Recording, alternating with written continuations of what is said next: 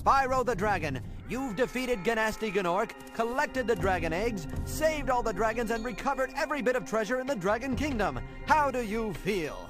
I feel fired up, Bob.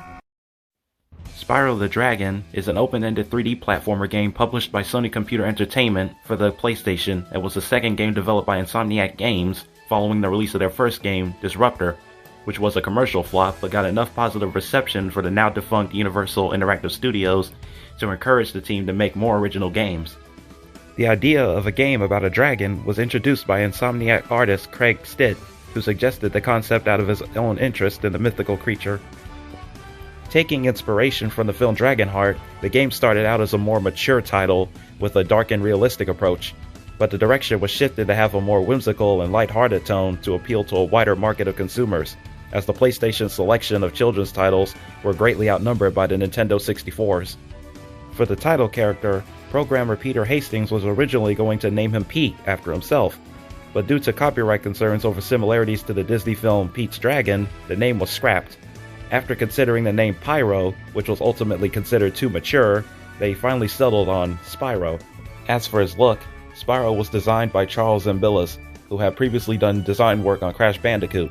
The little dragon was originally going to be green, but the developers worried he would blend in with the grassy environments, so they changed him to purple. During development of Spyro, Insomniac had a very close relationship with Crash Bandicoot creator and fellow PlayStation developer Naughty Dog, who had their office located directly across the hall from theirs. The two developers frequently worked together, playing early builds of each other's games and later shared game technology. As a result, a demo of Crash Bandicoot Warped was hidden in Spyro, and vice versa.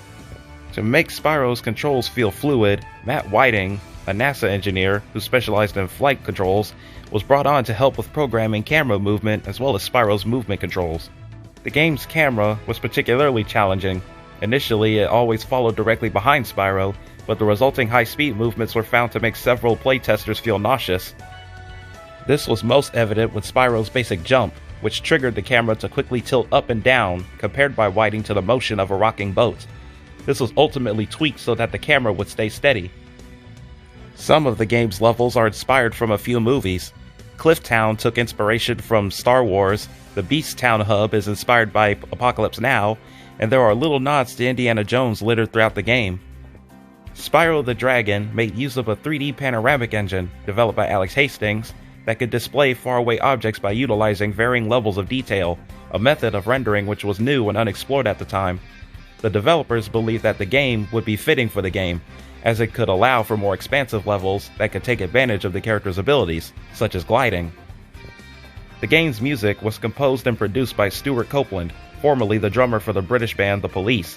Copeland was given early builds of the game's levels, which he played through to get a feel for them and come up with a fitting composition. Step one is to beat the level. Now for a 10-year-old kid, this is no problem. But for me, I have to beat the level and figure out the jumping, and I kind of navigate my way through the levels. In the very early stage, it's a lot of fun because I find a level that I can beat and get an attitude for it, and then create a piece of music for it. He was also given some game cheats such as invincibility so he could have an easier time clearing levels. An advertisement campaign was pushed to promote the game, featuring a character, Toasty the Sheep, protesting against the title character's actions against sheep. The campaign included TV commercials featuring an actor in an animatronic costume of Toasty and a promotional website called sheepagainstspyro.com. Genghis, come. What'd you say? You're toast. Help me. PlayStation. When Spyro soared into stores on September 9th, 1998, no one expected how huge of an impact the little dragon would have for gaming. According to Spyro's developers, sales were initially slow at the game's launch, but quickly began picking up following the holiday season. In the week of November 29th, 1998, it was the third best-selling game in the UK behind Tomb Raider and FIFA 99. By December 1999, the game had sold over 1 million copies in North America. As of 2007, the title had gone on to sell a total of nearly 5 million units. The game was also praised for its graphics, tight controls, and highly memorable soundtrack. Even if the game may be too easy for some, it was considered a great place to start in the Spyro series and video games in general. Spyro will go on more grand adventures with 2 sequel games titled Spyro 2 Ripto's Rage in 1999 and Spyro Year of the Dragon in 2000, each of them also becoming critical and commercial successes and further establishing Spyro as a popular mascot for the PlayStation alongside Crash Bandicoot. Although Insomniac gave up the development rights to the Spyro series following the 3rd game, the success of the PlayStation titles lent itself to a continued series of games across various platforms. The game, alongside its 2 successors, was later remastered as part of the Spyro Reignited trilogy in 2018. There was a point when Universal intended to push the series into film. They had the rights to do something with the character for years, but never acted on it. This would later fall apart after the Activision Blizzard merger went through and the idea quickly faded out. With Spyro being their first considerable success, Insomniac went on to develop several other successful video game franchises, including the Ratchet & Clank series of platform games and the first-person shooter series, Resistance.